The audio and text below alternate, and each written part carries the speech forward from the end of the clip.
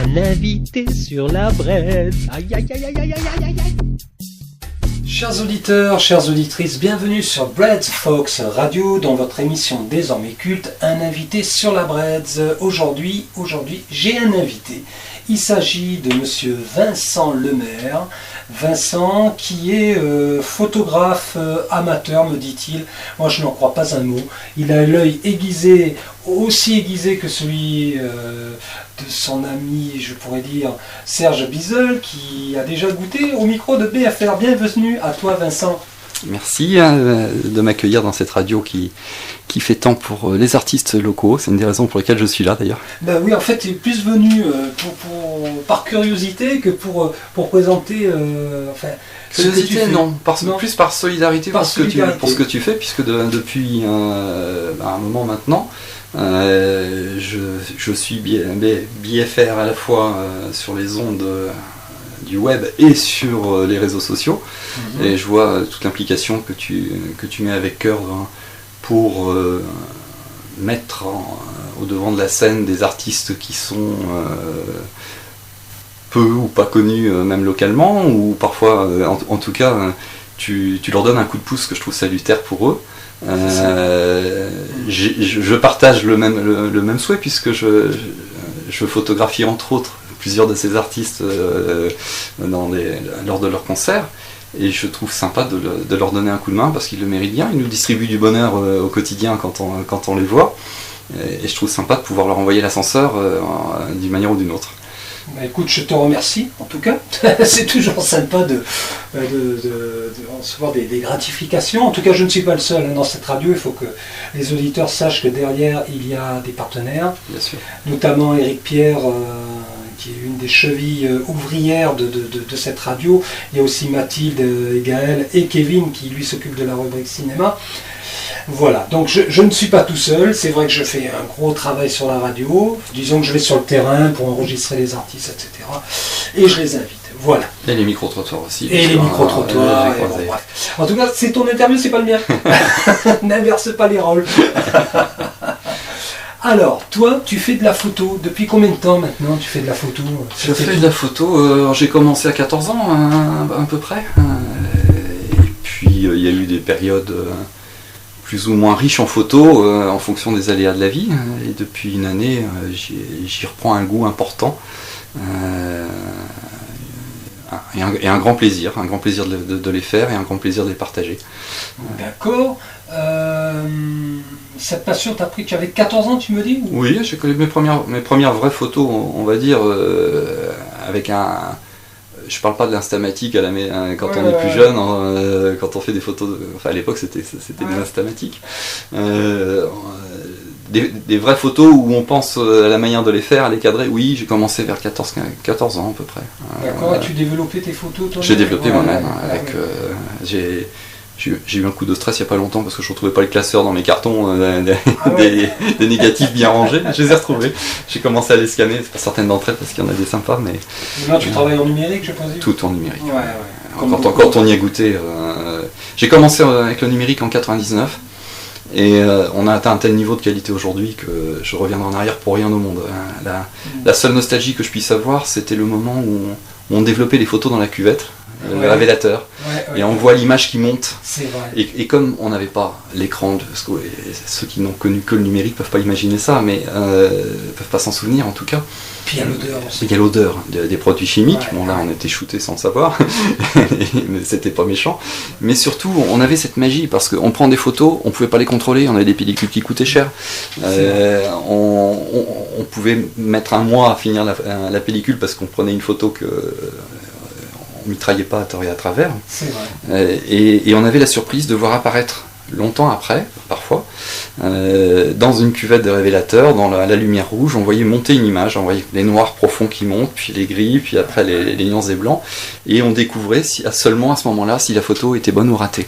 J'ai ce souvenir, parce que j'ai un cousin qui pratiquait la photo aussi dans sa jeunesse. Moi-même, je m'y intéressais aussi de très près, et j'ai ce souvenir aussi de cette ancienne approche de la photographie.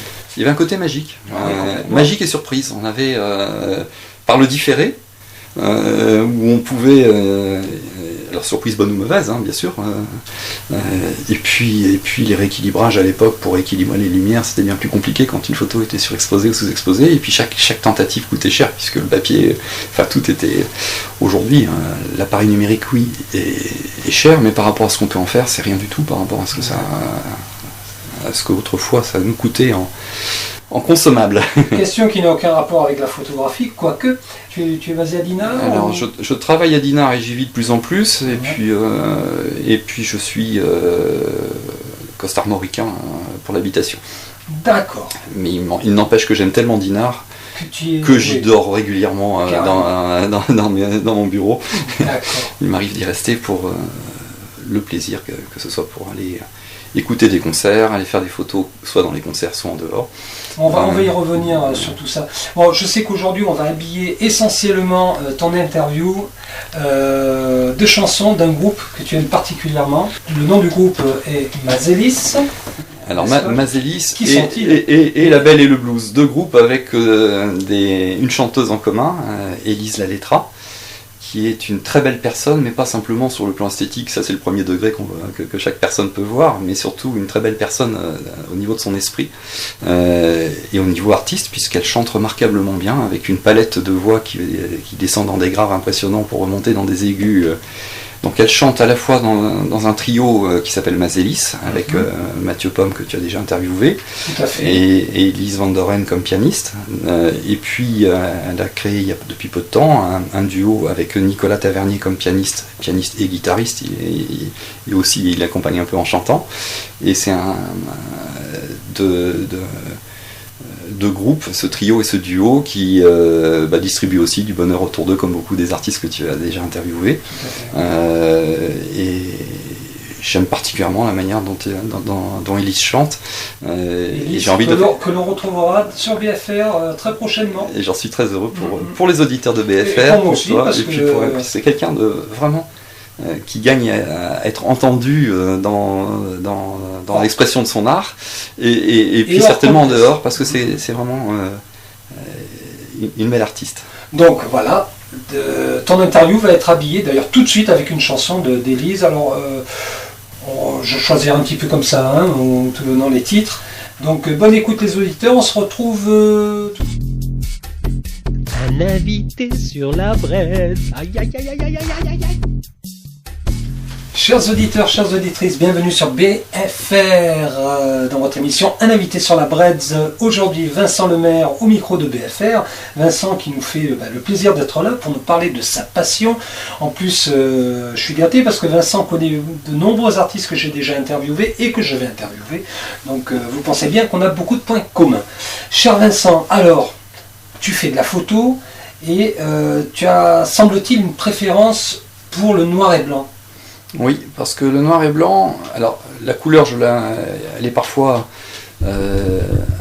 incontournable, on va dire. Un coucher de soleil en noir et blanc, on va pas avoir la même force. Mais j'aime particulièrement photographier les personnes, les humains et aussi les animaux d'ailleurs, dans un autre domaine. Mais je trouve que lorsqu'on les photographie en noir et blanc, il y a une magie supplémentaire. Il y a une part, le noir et blanc laisse une part d'imagination ou de rêve. Et puis, c'est un peu comme s'il ouvrait la porte sur l'âme quand on photographie quelqu'un. On photographie un être humain en couleur, on regarde la couleur de ses vêtements. On photographie en noir et blanc, on va davantage s'intéresser à son regard réellement, aux expressions, à son attitude. Il va davantage être révélé. Oui, ça laisse une part au rêve. On imagine la couleur de ses cheveux. Est-il blond, châtain, roux Voilà, et puis il y a le côté, donc chacun peut y mettre une projection en fonction de son propre vécu, il y aura un regard qui va être plus personnel. C'est un peu comme, j'ai jamais pensé, je l'ai jamais formulé comme ça, mais ça me vient à l'instant, entre un livre et un film. Le film va laisser moins de part à l'imaginaire, un livre, chacun va faire sa lecture du livre, va créer ses propres images dans sa tête, et le noir et blanc ouvre cette dimension que n'offre pas la couleur de mon point de vue. Et puis dernier avantage aussi du noir et blanc, c'est enfin il y en a certainement d'autres, mais un autre avantage auquel je pense, c'est que le noir et blanc est hors du temps. Et donc le cliché qui est pris c'est la capture d'un moment éphémère, et ça va être une rencontre un peu aléatoire entre le fortuit, entre la préparation de la photo, selon, parce que le fortuit peut se préparer aussi, et puis l'instant éphémère qui passe, le temps d'un battement de cœur, ou même pas d'un battement de cœur que d'une fraction de seconde, va être figé dans cette photo et sauvegardé. Donc le noir et blanc, cette sauvegarde devient intemporelle par rapport à un cliché couleur, qui va être beaucoup plus daté. Est-ce que tu pourrais donner aux auditeurs, par exemple, un souvenir photographique particulier, il y en a tellement. Émotionnel, je dirais. Quelque chose qui t'a peut-être perturbé même. Alors, j'ai pas fait de photographie, même si j'ai souvent pensé à en faire, mais des contraintes familiales font que je vais pas me transformer en reporter humanitaire ou reporter de guerre à l'autre bout de la planète. Bien sûr. C'est par rapport à ce genre d'émotions fortes où on peut voir des gens ça peut être. Mais ça peut être simplement. Détail, hein. Ça peut être un échange de regards, ça peut être une fierté d'un parent face à son enfant qu'on capture dans un regard. C'est des moments d'émotion. Ce qui me plaît peut-être le plus en photographie, c'est cette capture. J'aime pas trop le mot parce qu'il est. Il y a le chasseur, l'image. L'image est capturée, mais l'instant reste fugitif et la personne n'est pas retenue par nous quand on fait des photos les uns ou les autres. Mais oui, il y a évidemment le côté chasseur d'images puisque on peut tendre une embuscade pour pouvoir. C'est-à-dire que on regarde. C'est d'abord un regard qui peut être un regard d'enfant parce que je crois que les enfants ont une capacité d'émerveillement. Que je tiens de ma mère en l'occurrence.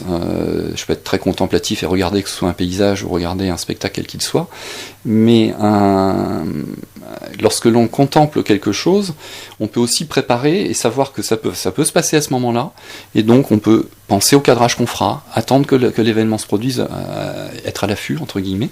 Ce n'est donc pas toujours que du hasard, mais ça va être un beau regard à un moment donné. Je pense à la seconde, là, je suis en train de penser... nous parlions tout à l'heure d'une artiste que j'aime bien et c'est la dernière fois qu'elle s'est produite au Beau Séjour, il y avait sa mère qui était là et on voyait dans le regard de sa mère toute l'admiration et la fierté qu'elle ressentait et l'amour maternel qu'elle ressentait pour sa fille en train de chanter divinement bien sur la scène du Beau Séjour. Et le fait de capturer une photographie qui permet de sauvegarder ça, c'est un élément, c'est une émotion, le fait d'être témoin et passeur de cette mémoire pour leur offrir, c'était quelque chose de sympathique. Mais ça peut être des émotions plus drôles aussi. Je pense, un jour j'ai photographié sur la plage de l'Écluse une petite fille qui était coursée par un goéland qui cherchait à descendre en piqué sur sa gaufre au Nutella, sans publicité.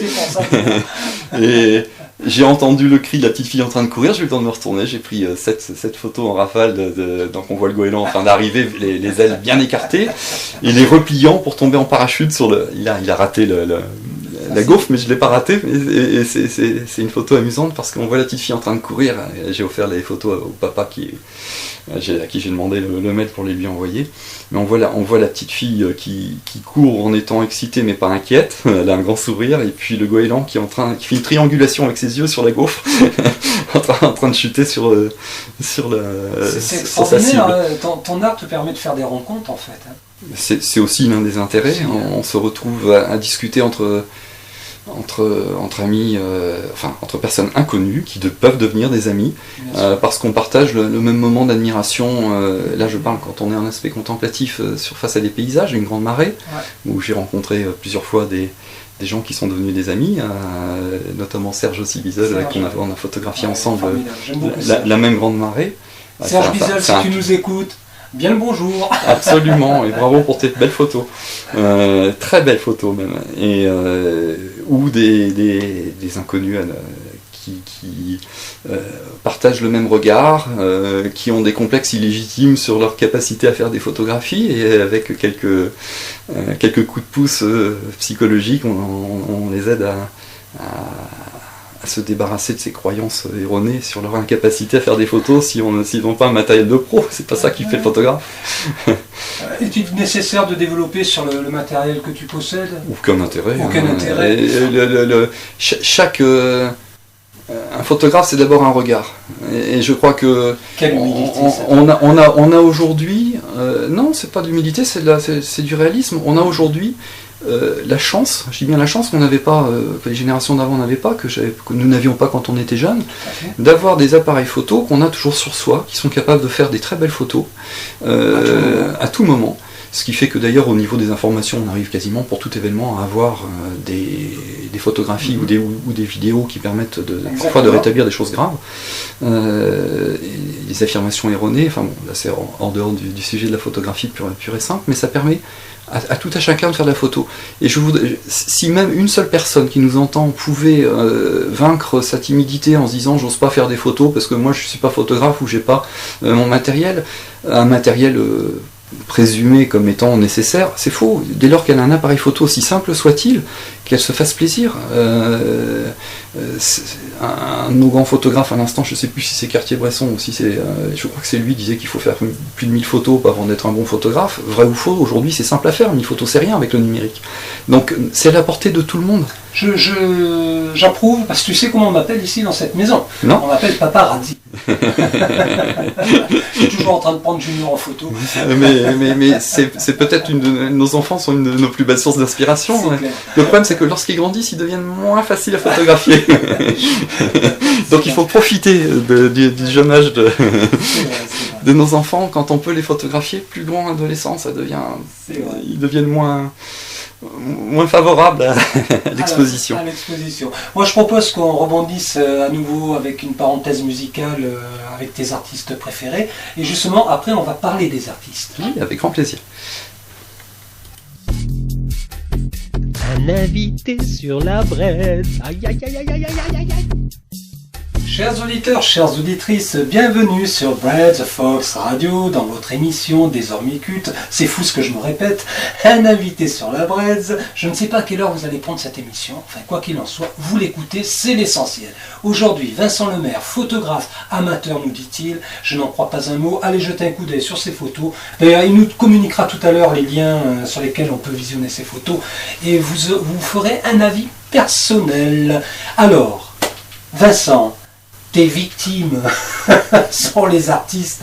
C'est vrai qu'il y a un nombre incalculable de photos d'artistes musiciens, en particulier les artistes d'Inardé, puisque absolument. Tu écumes certains lieux de concert ici, qu'on va pouvoir nommer. De toute façon, la publicité est quasi gratuite sur VFR, si je puis dire. Donc, quels sont les lieux où tu vas prendre tes artistes ? Alors, essentiellement 3 lieux, la Thalassa à Dinard, puisque le dimanche, Mazélis s'y produit tous les dimanches après-midi, de 16h30 à 19h30, mais aussi, et avec un plaisir un peu plus grand encore pour le spectateur que je suis en même temps que photographe, au sein du Beau Séjour ou du Taratata.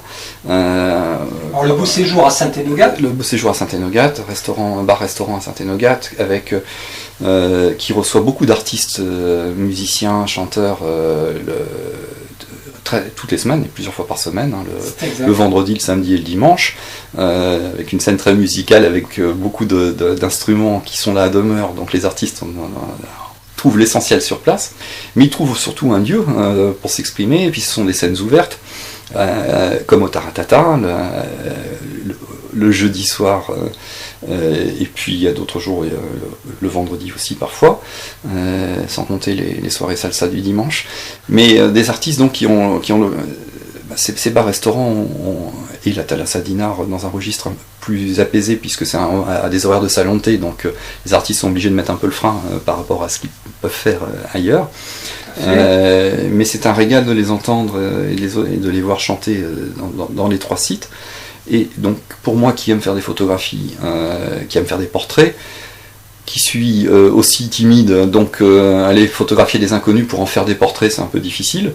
Faire des photographies d'artistes lors de leurs prestations, il n'y a pas de problème de timidité, on sait qu'on leur fait plaisir en plus, et c'est donc une joie partagée. Sinon, je fais des photos qui ne sont pas des photos d'artistes, c'est des photos d'anonymes dans la rue. J'aime beaucoup les photos de rue aussi, pour photographier sur le vif des personnes, avec une seule barrière, qui est une barrière légale, mais qui est de toute façon une barrière que je me serais auto-censurée, c'est de ne jamais porter atteinte à la dignité ou à la vie privée d'une personne. Mais en dehors de ça, c'est des émotions. C'est la petite fille qui courait sur la plage poursuivie par le goéland, ça c'est ce que j'évoquais tout à l'heure, mais ça peut être des anonymes ou des personnes célèbres. Dans le cadre des festivals. Dans le cadre d'un festival ou tout simplement des anonymes dans la rue où on peut avoir des attitudes qui sont belles. Tu me parlais tout à l'heure, tu me montrais une photo dont tu es assez fier, apparemment c'est Bernard Lecoq, il me semble. Ah, c'était pas on était en train de parler de... J'ai pas de fierté, c'était pas... Non, c'est vrai, non, sérieusement. C'est pas la fierté, mais une satisfaction. Non, ce que j'aimais bien, c'était... La satisfaction, c'était le résultat, parce que je trouvais que ça lui ressemblait. Il y avait... c'était une photo où il parle à l'italienne, enfin, ou à la manière du Sud, avec les mains parlent autant que le regard et le visage. Donc, et avec ce côté sympathique qu'il a, qui transparaissait sur cette photographie. Mais les photos de personnes sont pour moi les plus intéressantes parce que c'est les émotions qui passent. D'accord. Que ce soit la joie ou la tristesse ou d'autres, mais ce sont les émotions. Pour les musiciens, est-ce que tu choisis le moment ou tu mitrailles avec le numérique, maintenant on peut mitrailler, mais... Je fais les deux, selon l'inspiration. Parfois je mets pas de moteur, je mets pas de rafale, je prends qu'une seule photo à un moment donné. Parfois je mitraille, tout simplement parce que la difficulté lors des concerts, c'est la lumière. Un photographe... Je n'utilise jamais de flash. Je hais le flash. C'est quelque chose qui écrase le relief et qui donne un résultat artificiel. Alors je sais bien que les vrais photographes, eux, vont mettre des caches sur leur flash, vont mettre une lumière plus douce. Mais j'aime bien prendre une photo avec la lumière de l'instant. D'accord. Et donc, comme les éclairages sont pas toujours faits pour les photographes lors des concerts, ils sont faits pour les artistes. On a des difficultés parfois à avoir la mise au point, donc ce sont des instants fugitifs qu'on capture. Donc entre la difficulté de mise au point, même avec un autofocus, mais quand on est quasiment dans le noir, l'autofocus, on passe en mise au point manuelle et on voit pas. Donc on est parfois obligé de prendre plusieurs photos à la suite pour en avoir une bonne, mais ça n'a aucune importance. L'important c'est d'arriver à capter cette émotion, ce regard, cet échange de regards entre deux artistes, cette joie de chanter, de partager avec un public, puisque c'est de ça dont il s'agit. C'est ce partage. Est-ce qu'il est arrivé qu'un artiste soit agacé par le fait d'être photographié, par exemple ? Je l'ai pas rencontré pour l'instant dans le cadre d'un ou à moitié. Une fois-ci, finalement, je pense à un qui se retournait. Alors, je sais pas si c'est un hasard ou pas, qui se tournait dans l'autre sens. Ça peut être aussi pour être face aux autres musiciens. Au moment, mais ça m'a pas empêché d'arriver à cadrer et à avoir quelques photos sympathiques. D'accord. Mais non, j'ai pas eu de... Alors, il y a beaucoup de personnes... je parle pas des artistes en tant que tels, mais d'autres personnes peuvent ne pas aimer être photographiées, ce que je comprends très bien, puisque moi j'ai plus de plaisir à être derrière l'objectif que devant. Donc ça peut être lié à des complexes, ça peut être lié à plein de choses, mais je fais partie de ceux qui pensent que l'apparence de l'enveloppe d'un être humain n'a strictement aucune importance. Ce qui compte, c'est ce qu'il y a derrière, et c'est ce que je crois qu'on arrive à voir sur certaines photos.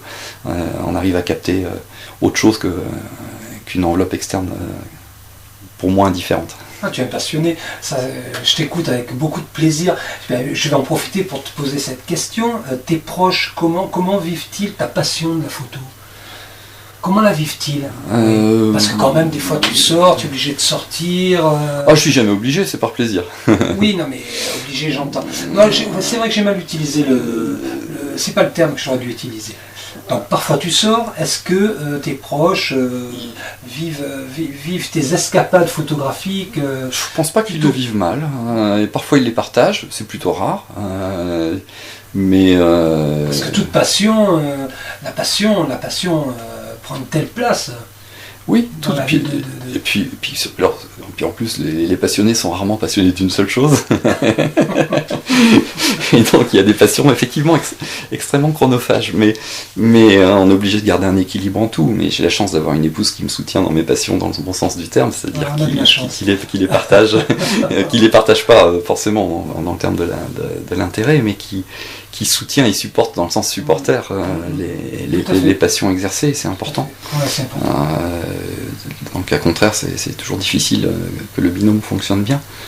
C'est presque un travail d'équipe. Oui, absolument. Moi, je propose qu'on rebondisse encore sur un titre de tes artistes préférés, et puis on parlera encore un petit peu après. À tout de suite. Un invité sur la braise. Aïe aïe aïe aïe aïe aïe aïe aïe. Chers auditeurs, chères auditrices, bienvenue sur Bread Fox Radio dans votre émission Désormais Culte, un invité sur la braise avec aujourd'hui Vincent Lemaire au micro de BFR. Oui, c'est notre dernière ligne droite au sujet de Vincent Lemaire et de ses magnifiques photos que l'on peut trouver sur Facebook et ailleurs, il nous le dira en fin d'émission. Vincent, j'ai encore une question à te poser concernant la photographie. Tu nous as bien expliqué que tu aimais photographier les humains. Les animaux, tu n'en as pas trop parlé, mais on va passer les animaux. J'ai posé la question d'ailleurs à Serge Bizel, il m'avait répondu. Je vais voir si toi, ce que tu vas me répondre. T'est-il arrivé une fois de te mettre en danger pour prendre une photo ?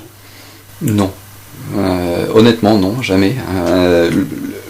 Tu n'as jamais grimpé sur un arbre, comme un paparazzi ? Quoique si, mais... Tu vois Mais objectivement, je crois pas que j'étais en danger. Je pense que les personnes que j'ai photographiées l'ont peut-être craint un instant, puisque j'ai enjambé une rambarde en me tenant d'une main pour m'écarter, parce que bon, j'étais trop près d'eux avec l'objectif que j'avais.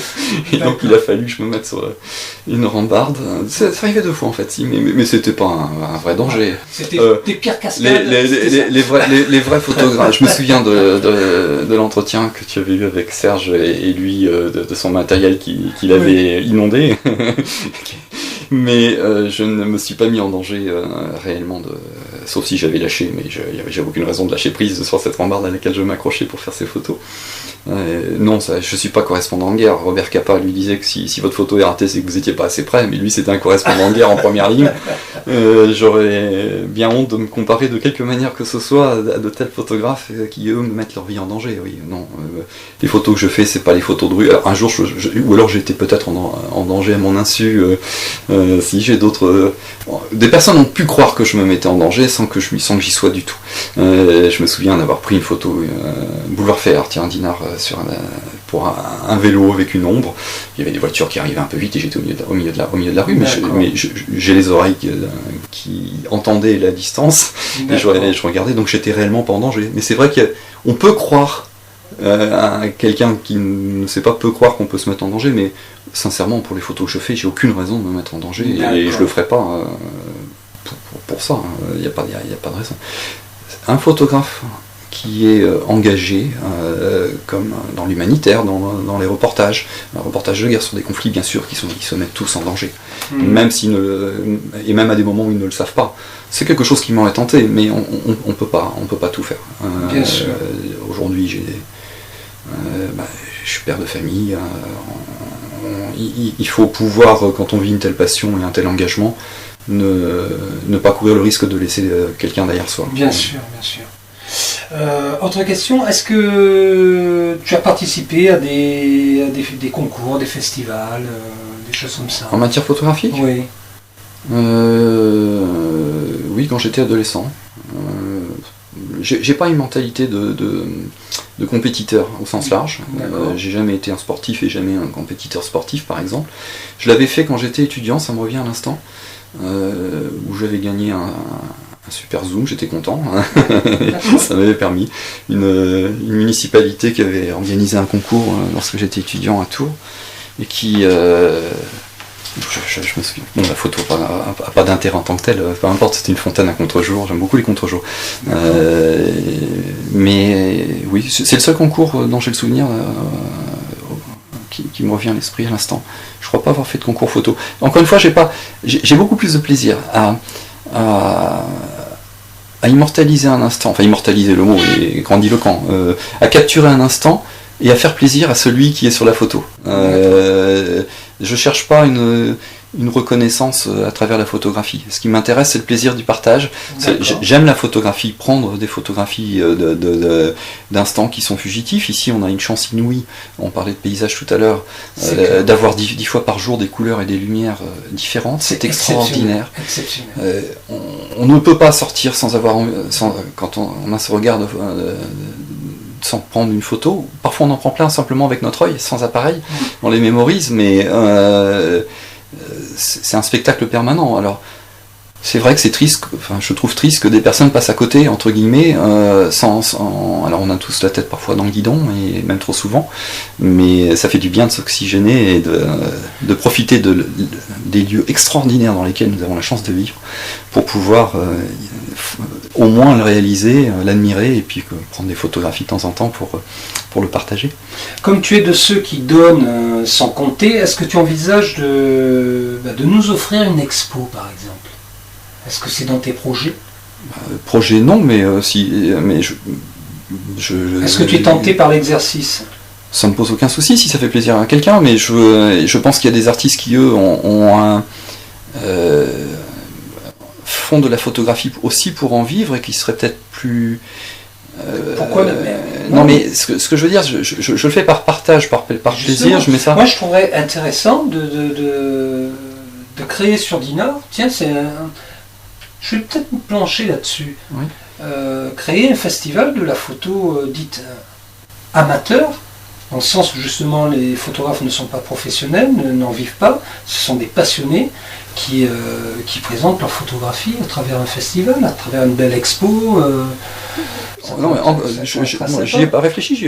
L'idée me paraît de toutes les façons sympathique, mais je pense qu'il faudrait malgré tout ne pas oublier les artistes qui vivent difficilement de leur art. Alors je sais bien que tu ne le fais pas, que toi tu es le dernier à les oublier, puisque tu fais tout pour promouvoir un grand nombre d'artistes dans les différents domaines, et c'est une des raisons pour lesquelles je suis venu, parce que je trouve ça bien sympathique de les mettre... d'en mettre autant sur le devant de la scène quand toi-même tu es artiste et que tu t'oublies un peu trop. On se refait pas. On se refait pas. Vincent, est-ce que tu peux nous communiquer une adresse internet sur laquelle ou sur lesquelles on peut visionner nombre de tes photos ? Alors mes photos pour l'instant elles sont sur 2 endroits publics. Il y a un compte Instagram, c'est Vincent Lemaire, mais 20 en lettres, V-I-N-G-T, 100 en chiffres, et Lemaire, L-E-M-A-I-R-E, sur Instagram.